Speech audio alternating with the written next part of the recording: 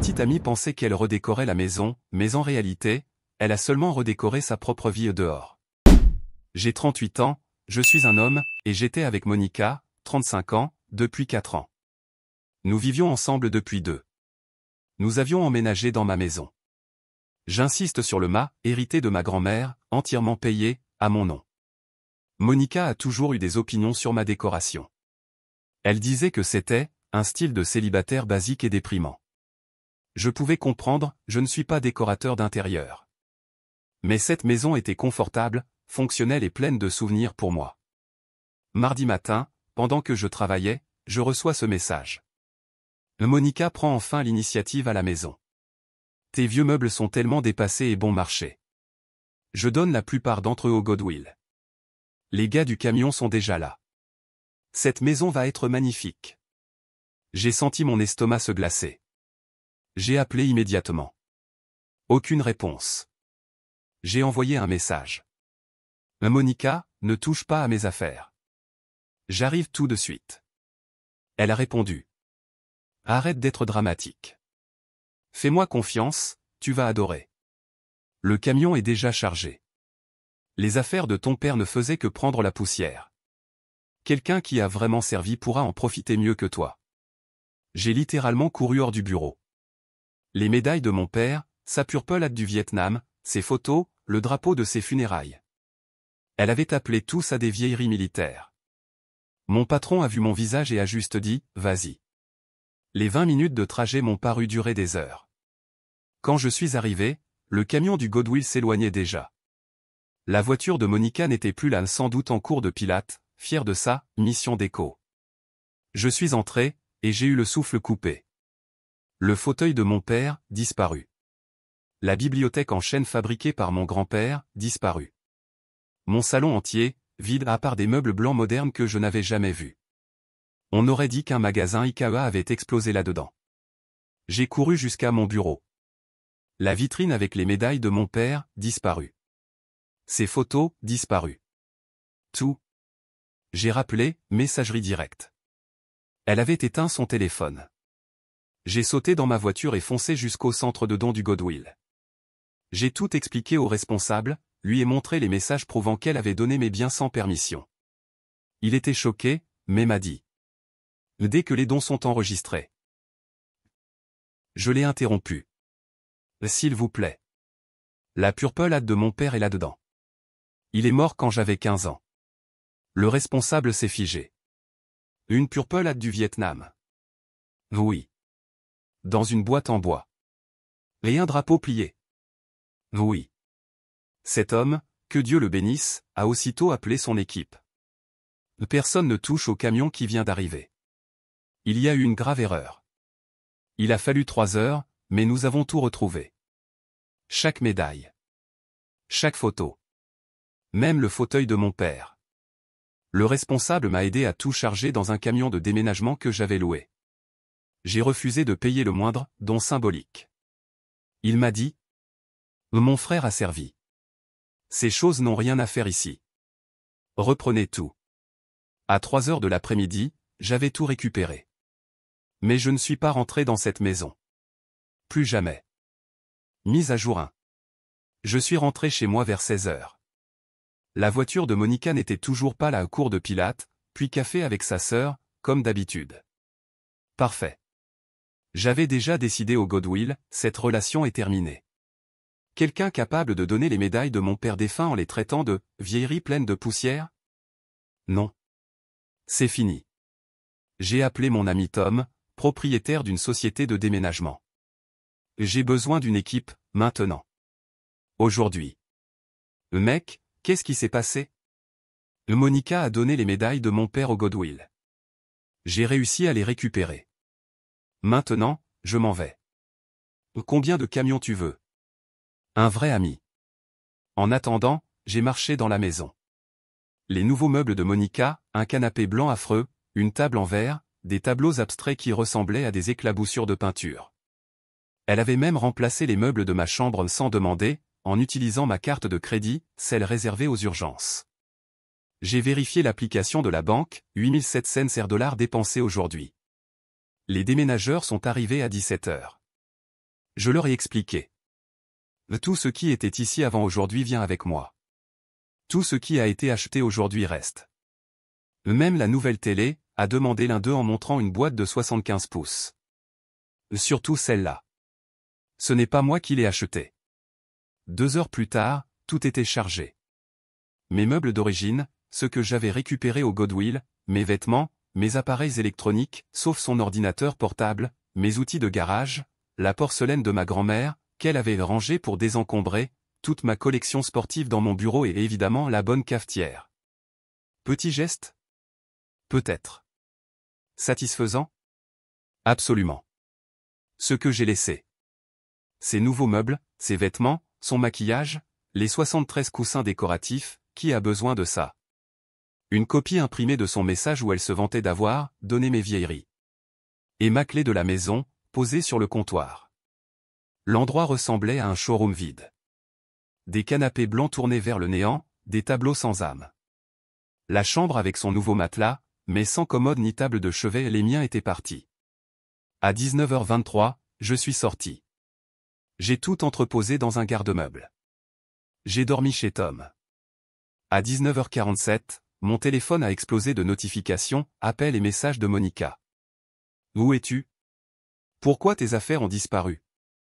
La télé est encore dans la boîte, mais le meuble a disparu. Derek, où est la cafetière? Ce n'est pas drôle. J'ai passé la journée à rendre notre maison magnifique. Mais tu ne peux pas simplement partir comme ça. Je vais appeler la police.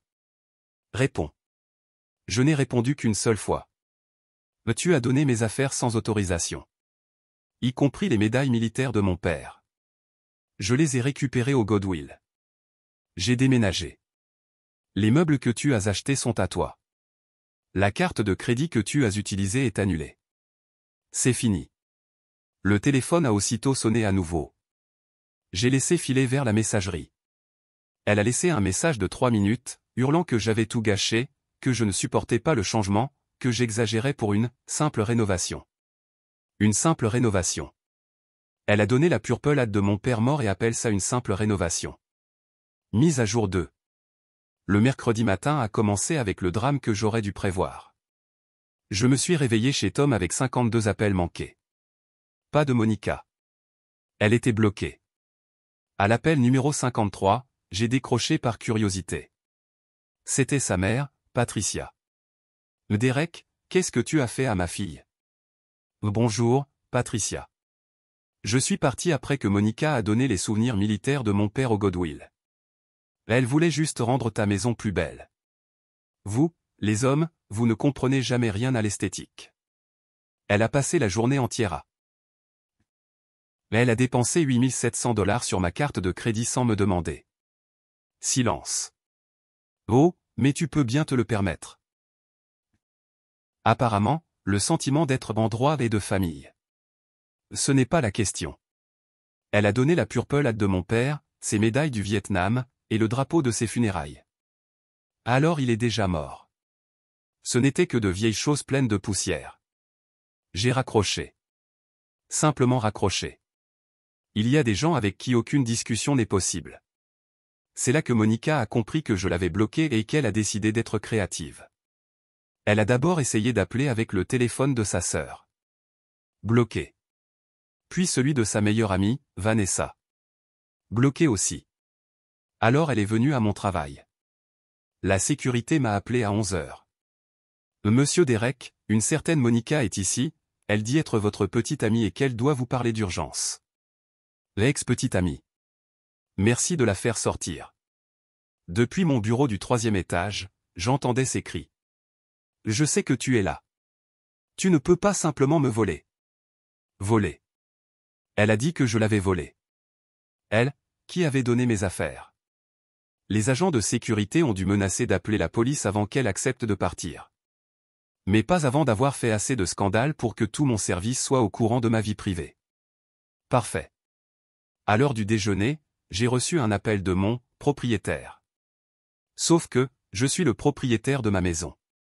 J'ai vite compris que Monica avait appelé l'agence du lotissement pour leur dire que j'étais un locataire dangereux, que j'avais abandonné la propriété et laissé tout en désordre. Il m'a fallu 1 heure pour prouver que je suis le propriétaire légal, et qu'elle n'avait aucun droit sur le bien.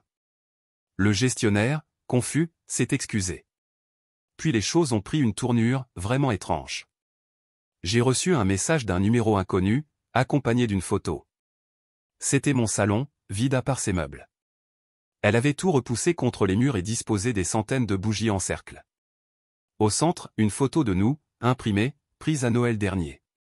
Le texte disait : « Si tu ne reviens pas, je vais faire un sort d'attachement pour que tu m'aimes de nouveau. » Tom a regardé par-dessus mon épaule. « Mec, elle a perdu la tête.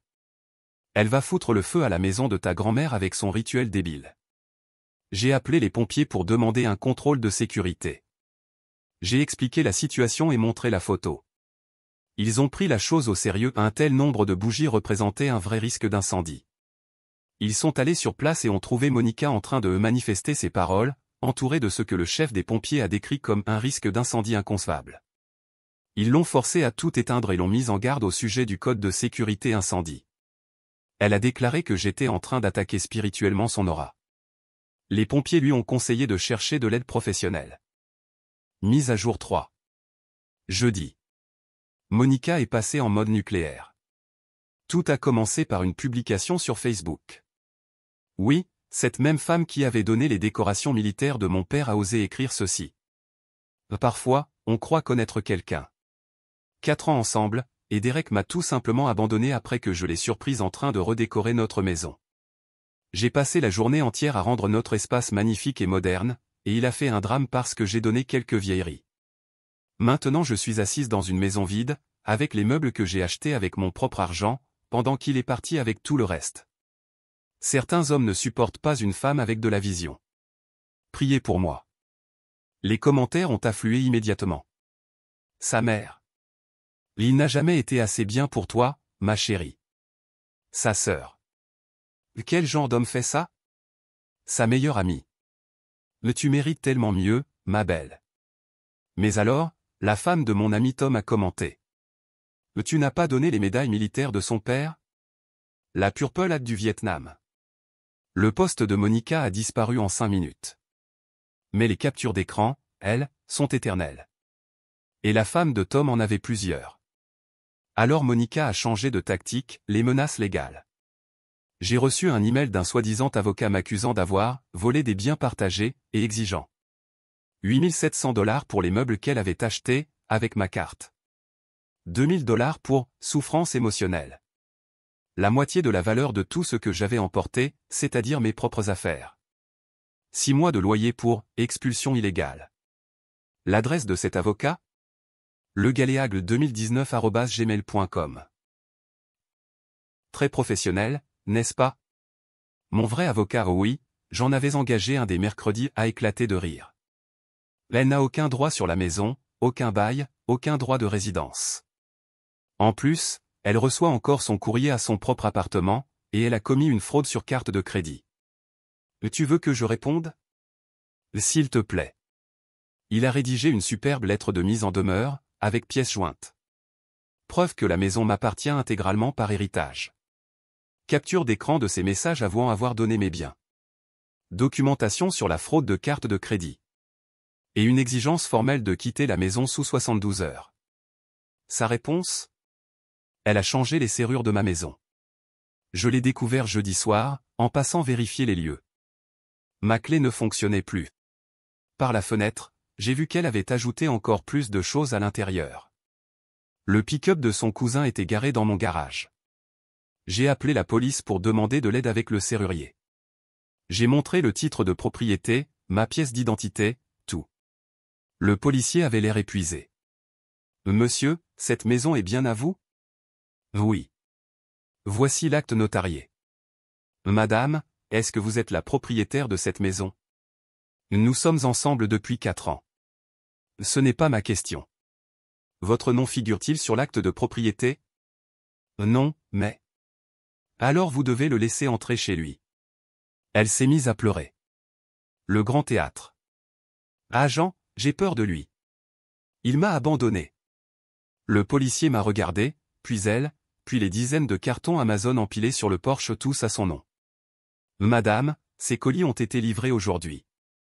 Si vous aviez peur de lui, pourquoi recevoir autant de commandes ici? Pendant qu'elle sanglotait sur 4 années gâchées, et son indépendance que je ne supportais pas. Le serrurier changeait déjà les serrures. Indépendance. Elle vivait gratuitement dans ma maison, en utilisant ma carte de crédit pour acheter des meubles. Elle a dû tout emballer immédiatement, sous la supervision du policier. Il lui a fallu 3 heures pour tout dégager, y compris ces horribles meubles blancs. Pendant qu'elle rangeait, elle répétait en boucle. « Tu vas le regretter. On était des âmes sœurs. Ma thérapeute dit que tu es un narcissique. » La thérapeute dont je n'avais jamais entendu parler auparavant, bien sûr. Au moment de partir, elle a sorti la phrase la plus arrogante de toutes. « J'essayais d'améliorer ta vie. » Cette maison ressemblait à celle d'un vieux. Mon grand-père a construit cette maison. C'est bien un vieux qui y vivait. Et sa mémoire mérite plus de respect que tu n'en as jamais montré. Elle a ri avec mépris. Ce n'est qu'une maison, Derek. Et il est mort. Tourne la page. Le policier a fait un pas en avant. Madame, il est temps de partir. Mise à jour finale du vendredi au lundi. Les jours suivants ont été relativement calmes. Je suis revenu dans ma maison et j'ai commencé à tout remettre à sa place. Petit à petit, le lieu a recommencé à ressembler à un foyer. Le fauteuil de mon père dans son coin habituel, la porcelaine de ma grand-mère exposée comme avant. Tout respirait enfin la paix. Jusqu'à mardi matin, exactement une semaine après le premier incident. Je me suis réveillé avec une surprise sur ma pelouse. Des flamants roses. Des centaines. Tous portaient de petites pancartes. Derek a peur de l'engagement. 4 ans gâchés. Les vrais hommes soutiennent la croissance personnelle. Mon vieux voisin, Monsieur Garrison, était sur son porche, tasse de café à la main, observant la scène. Bonjour, Monsieur G. Fiston, on dirait que tu as un problème avec les flamands. On dirait bien, oui. Tu veux un coup de main pour débarrasser tout ça? J'apprécierais. On a mis 2 heures à tout nettoyer. Monsieur G a été un héros et il a même plaisanté sur la migration des flamants roses. J'ai fini par découvrir que Monica avait payé une société de fête pour installer tout ça à 3 heures du matin. Mais elle ne s'est pas arrêtée là. Mercredi, elle m'a abonné à tous les services possibles. Magazine, panier repas, club de vin, club du fromage du mois, quelque chose appelé Exotic Jerky Express, et même un service de libération de papillons vivants, censé m'envoyer des papillons chaque mois. J'ai passé ma pause déjeuner entière à tout annuler. Jeudi, elle a publié dans le groupe Facebook du quartier que j'organisais une vente d'héritage. Tout doit partir. Décès dans la famille, trop douloureux à garder. Les gens ont commencé à débarquer à 7 heures du matin. J'ai dû expliquer à des dizaines de chasseurs de bonnes affaires que rien n'était à vendre. Et que personne n'était mort. Vendredi, elle a appelé ma mère. Ma mère, qui habite en Floride et n'a pas parlé à Monica depuis 1 an. Derek, chérie, Monica m'a dit que tu faisais une crise de nerfs. Je vais très bien, maman. Elle dit que tu as jeté les médailles de guerre de ton père. Quoi? Non. C'est elle qui les a données. Mais je les ai récupérées. Dieu merci. J'étais à 2 doigts de prendre l'avion pour venir te donner une bonne gifle. Mais elle a donné la pure pelade de papa, maman. Silence. Long. Cette sorcière a fait QOI. Ma mère ne jure jamais. Elle ne traite personne de nom. Alors, quand elle traite quelqu'un de sorcière, c'est que la situation est passée en DEFCON 1. Donne-moi son numéro. Maman, non. Derek Anthony, donne-moi son numéro. Et quand ma mère utilise mon nom complet, j'obéis. Je ne sais pas ce qu'elle lui a dit, mais le harcèlement s'est arrêté, pendant 2 jours. Lundi. Le grand final. L'effondrement total, la crise ultime, appelez ça comme vous voulez, le moment où une personne gâtée réalise qu'elle a vraiment tout perdu. Monica est arrivée à 6 heures du matin avec un camion de déménagement et 4 hommes. Elle a commencé à charger mes meubles depuis la cour. Je suis sorti en caleçon et en t-shirt, hurlant. Qu'est-ce que c'est que ça? Tu me dois pour la douleur et la souffrance. Je prends ma compensation. C'est du vol, Monica. Prouve-le. J'ai encore appelé le 911. Et devinez qui est arrivé? La même policière épuisée du jeudi précédent. Eh bien, on se retrouve encore, monsieur. Désolé, officier Martinez. Ces meubles sont bien à vous? Oui, madame. Et à vous, madame? Il me doit. Ce n'est pas comme ça qu'on recouvre une dette, madame. Elle s'est remise à pleurer, mais cette fois l'officier n'était plus du tout réceptive. Madame, c'est la 3e fois que je suis appelé ici. Vous harcelez cet homme. Soit vous partez maintenant, soit vous êtes arrêté pour tentative de vol et intrusion. Les larmes se sont évaporées instantanément. Vous ne pouvez pas m'arrêter. Je suis une femme. C'est lui qui m'a quitté. Madame, vous venez d'admettre une tentative de vol. Sortez, maintenant. Elle est partie mais pas sans hurler. Ce n'est pas fini. L'officier Martinez m'a regardé. Prenez une ordonnance restrictive. Déjà en cours. Bonne décision, mec. Mise à jour finale 3 mois plus tard. L'ordonnance restrictive a été accordée après que Monica eut violé la mesure temporaire 3 fois. Elle est apparue à ma salle de sport, à mon supermarché et, tenez-vous bien, chez ma mère, en Floride. Oui. Elle a traversé le pays pour raconter sa version de l'histoire. Ça ne s'est pas bien terminé pour elle. La procédure judiciaire, étonnamment, a été très simple. Monica doit rester à 500 pieds de distance de moi, de ma maison et de mon travail. Elle a été contrainte de me rembourser les 8700 $ dépensés sur ma carte. Elle a interdiction de contacter ma famille ou mes amis. Elle a encore essayé de contre-attaquer pour expulsion illégale. Le juge a littéralement ri. Madame, vous n'avez jamais été locataire. Vous aviez votre propre appartement pendant toute la relation. Vous étiez juste une invitée qui est restée trop longtemps. La société de carte de crédit a annulé toutes les charges après que j'ai présenté les preuves de fraude. Et s'est ensuite retourné contre Monica pour récupérer l'argent. D'après ce que j'ai appris, une partie de son salaire est désormais saisie. Mais le vrai karma est venu d'un endroit inattendu. Le gérant du Goodwill. Vous vous souvenez de lui? Le vétéran qui m'avait aidé à récupérer les médailles de mon père. Eh bien, sa femme siège au comité de recrutement dans l'entreprise où travaille Monica. Petit monde. Au moment de son évaluation annuelle, la femme du gérant a levé un sourcil. N'est-ce pas cette femme qui a donné une purple à qualifié ça de vieillerie poussiéreuse? Monica n'a pas été licenciée. Mais elle a été écartée de la promotion qu'elle pensait acquise. Lorsqu'elle a découvert pourquoi, elle a crié à la discrimination. Mais plusieurs collègues se sont manifestés, racontant ses propos méprisants envers les vétérans et l'armée. Apparemment, traiter les médailles de guerre de trophées de participation à de vieilles batailles. Pendant la pause café n'a pas été sa meilleure idée. Elle a fini par retourner vivre chez ses parents. Dans une ville à 2 comtés d'ici. Sa mère m'envoie encore, de temps en temps, des messages disant que j'ai ruiné la vie de sa fille. Et que Monica est trop traumatisée pour fréquenter quelqu'un à nouveau. Parfait. Ainsi, les souvenirs du père du prochain homme resteront probablement en sécurité. Quant à moi, la maison est exactement comme je la voulais. Le fauteuil de mon père est à sa place d'honneur. Ces médailles sont désormais exposées dans une vitrine fermée à clé et leçons apprises. J'ai commencé à fréquenter quelqu'un de nouveau le mois dernier. La première chose que je lui ai dite. Voici la purple hâte de mon père.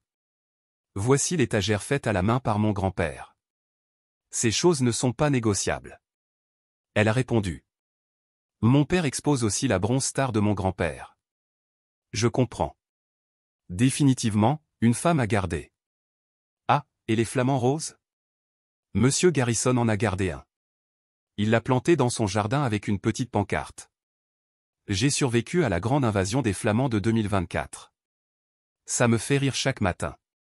Ma mère garde toujours le numéro de Monica bloqué. Mais d'une façon ou d'une autre. La mère de Monica a réussi à la retrouver sur Facebook. Et lui a envoyé un long message sur le « pardon » et les « secondes chances ». La réponse de ma mère était un chef-d'œuvre. Elle m'a envoyé une capture d'écran. Votre fille a donné la purple hâte de mon mari. La seule chose que je suis prête à pardonner. C'est le jour où elle apprendra la décence humaine la plus basique. Ne me contactez plus jamais. Ça, c'est ma mère. En y repensant, les signaux d'alerte étaient là depuis le début. Ses remarques constantes sur mes affaires démodées. Sa manie de déplacer les objets sans demander. Sa façon d'appeler vieillerie les choses qui avaient une valeur sentimentale. Mais on ignore ces signes quand on pense être amoureux. Leçon apprise. Quelqu'un qui ne respecte pas votre passé ne mérite pas de place dans votre avenir. Et pour ceux qui se demandent. Oui, j'ai encore l'impression d'écran imprimé de son message sur « Mes vieilles affaires bon marché ». Elle est encadrée dans mon bureau, juste à côté des médailles de mon père. Un rappel que quand quelqu'un vous montre qui il est vraiment, croyez-le la première fois. Aujourd'hui, la maison est silencieuse. En paix. Sans drame. Sans surprise décorative. Sans personne pour traiter le sacrifice de mon père de vieillerie poussiéreuse. Juste moi, mes souvenirs. Et la pure pelade de mon père.